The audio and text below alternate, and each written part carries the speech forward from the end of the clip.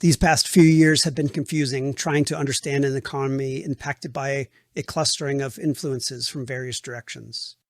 I think the financial industry is the most quantized sector of the economy, so often gets associated as being the economy itself. This is incorrect, although the sector does offer a convenient window through which to inspect the economy analytically. It is the most broken down into numbers, making it practical for translating into economic meaning. So let's look at the story of the financial markets of the past few years. Here's a snapshot rundown of the story. Trump, stocks pumping, party, stimulus, party more, COVID, inflation, lockdowns, rates tightening, crypto collapse, FTX, SEC, Biden, wars, Ukraine, more Biden, record debt, real estate inching towards a cliff, accelerating debt, banks failing, backstop, inflation gone, rates might lower, nope, oh no, more stuff breaking.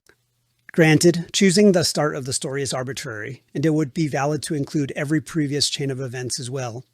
Regardless, we observe that the economy has gone through and largely endured a stress test of resilience.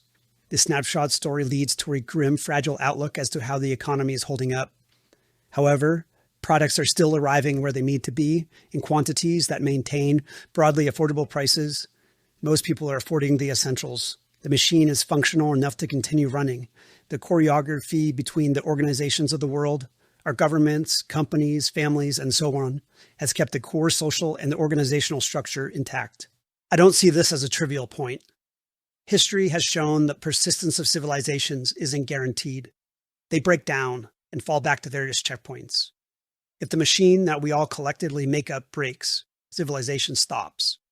For instance, if coal stops reaching the power plant that energizes the next thing and the next thing and the next thing, eventually things at certain distance down the chain just stop getting power. So we impact the farmers, which Europe seems particularly interested in doing. Unless wheat is grown, everything else downstream has to bid higher to sustain their production. What if a severe drought causes widespread production losses? How would just one failing variable affect whether the system survives or breaks down and falls back? We seem to be in a time of great uncertainty for many directions of consideration. AI, climate, political stability, financial market stability, energy transitions, shutting down nuclear fusion breakthroughs, autonomous services and labor, outbreaks of wars, maybe aliens. Germany, for instance, should definitely not be tampering so much with its energy supply. This is fundamental to their existence. Seriously. If they can no longer power themselves, their economy stops. They stop. Things can go dark very quickly. What if, when crime gets to a certain threshold, resources just stop going to certain areas? They dry up, and you now have to fight for a shrinking pie. Whatever happens, the machine can't stop. When the machine stops, civilization stops. Society is the machine, and the economy is specifically how we have organized to be. If that organization changes, so does the economy. As we reorganize, the distribution of our labor and resources change, and so too does the output of our production. We only have the stuff we collectively organize to create.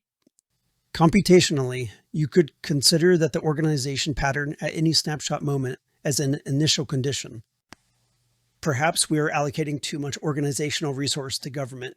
The more we organize in government terms, the more we receive the production of such an organization. What are the things governments produce? Well, we get more of it. Inflation, spending, bureaucracy, small sections of high-speed rail, surveillance, laws, rules, wars, civil unrest, propaganda. We are structuring ourselves to increasingly produce more of this type of production at the trade-off of less housing, TVs, VR, roller coasters, food, the things that we generally trade our capital to obtain. Change the organizational structure, and the program outputs a different suite of production. Are there any bands of resilience within that output pattern that can persist across various rule sets? Either way, ultimately, I see the machine showing that it can get bumped around a bit and still run. However, I'm still extremely nervous about the extent to which the boat seems to be rocking. The complexity has inflected, and it becomes increasingly uncertain to predict any future path. Side thought, I wonder if persistence across rule sets implies intelligence. I am generally optimistic about the economy. I think COVID-19 was the biggest shock, literally shutting off and then being able to turn back on again. That was such a scary thing to have risked. But incredibly, it turned back on. It never really felt like a house of cards, but that is hindsight. And in fairness, the economy never entirely stopped. Many products and services were still being produced, and largely jobs were maintained. It never reached a point where everyone was in the absolute slums and life was rough. Life was still largely comfortable. Regardless, the machine showed that it can withstand a stress test. From prior to being shut down, the machine seems largely to be running as well or better than before. Prices have increased, but that seems less a consequence of efficiency and productive capacity. Money supply is seemingly the overwhelmingly responsible culprit. Inflation also needs a new metric for measurement, not some measure that changes over time. I think manipulating the money supply is near the top of the riskiest things we are doing. If the dollar starts inflating rapidly, each subsequent print must be larger and more frequent than the last, until eventually it all happens at once. Then we don't get the same stuff we currently have. Our wealth isn't our money. Our wealth is the stuff we have. Do we have more awesome stuff than Ireland? Our economy is bigger. We have a bigger machine, and that's what you get with a bigger machine. More stuff. Would you rather work in a food court with 2 restaurants or 5? AI will increasingly automate and expand the total suite of production that the machine creates. We will see new things that do themselves, economic agents that work for you. As long as the government can stay out of its own way, I believe that the economy is improving and gearing up for a pretty amazing transition, unlike anything humanity has ever seen. It's like getting to watch the solar eclipse of humanity. Is this a transcendental moment when we wake up to the universe in some way?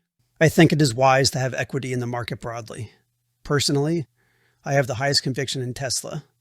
One way to consider where value will accrue is to think about how much downstream production relies on a particular node. Tesla is literally building an economy as a service machine. It covers your labor, your energy, transport, intelligence, computing. This is just short of providing agricultural solutions or nutritional subsistence, nearly enough to sustain an independent economy, or at least a substantial amount of the base pillars needed to sustainably persist and operate. Tesla may grow to sell bubbles of independence from the holistic system.